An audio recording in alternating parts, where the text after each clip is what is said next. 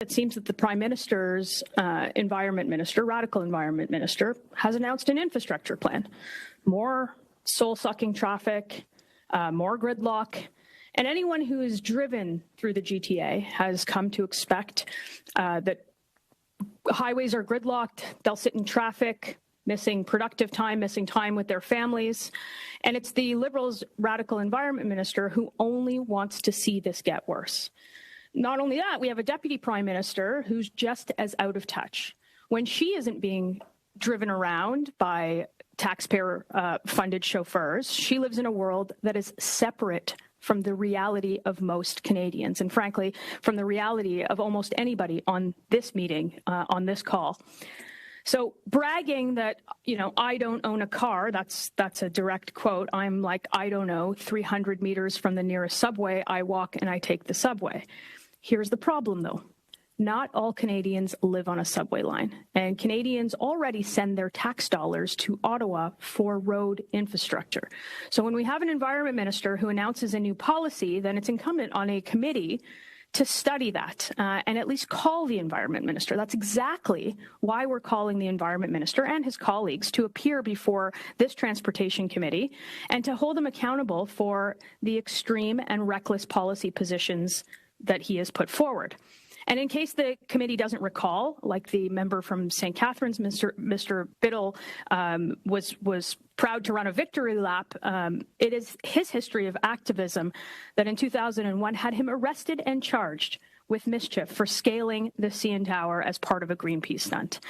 And I know that 2001 is long ago, but even in 2019, in an interview, he said, in many ways, you were still the guy who climbed the CN Tower. Those are his words. I am still the guy who climbed the CN Tower. So after 2.5 years of his tenure as Liberal Environment Minister, there is no doubt that that statement was true. He has proven himself to Canadians to be a radical, far-left Greenpeace activist that he has described himself to be.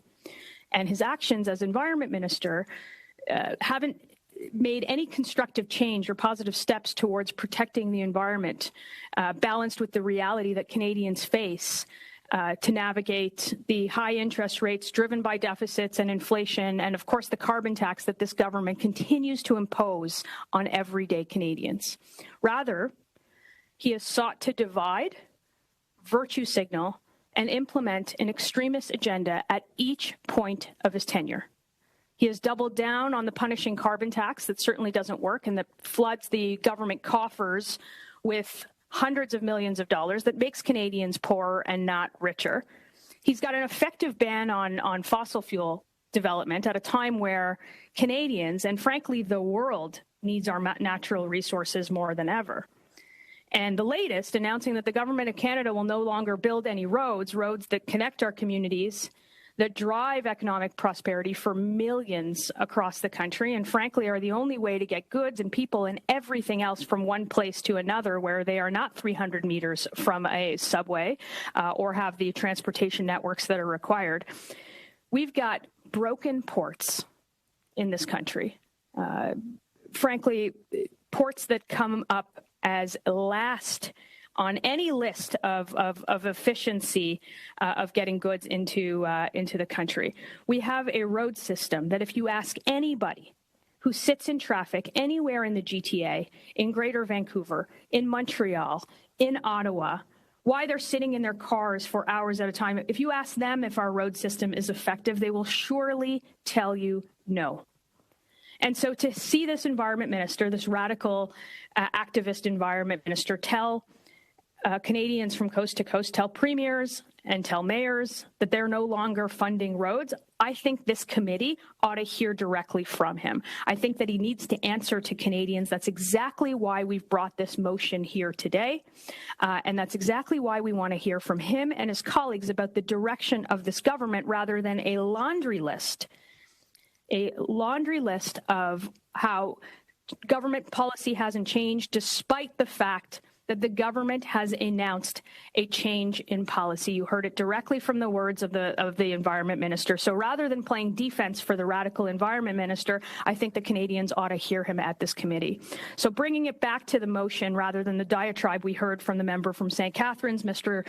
Biddle, I think that we should refocus this discussion on bringing the government's Environment Minister and his colleagues to committee to answer to Canadians on why they want to stop construction of roads, why they want to continue with their radical agenda of environment policy, which is going to quadruple the carbon tax and stop people from driving their cars, transferring their goods, and seeing one another.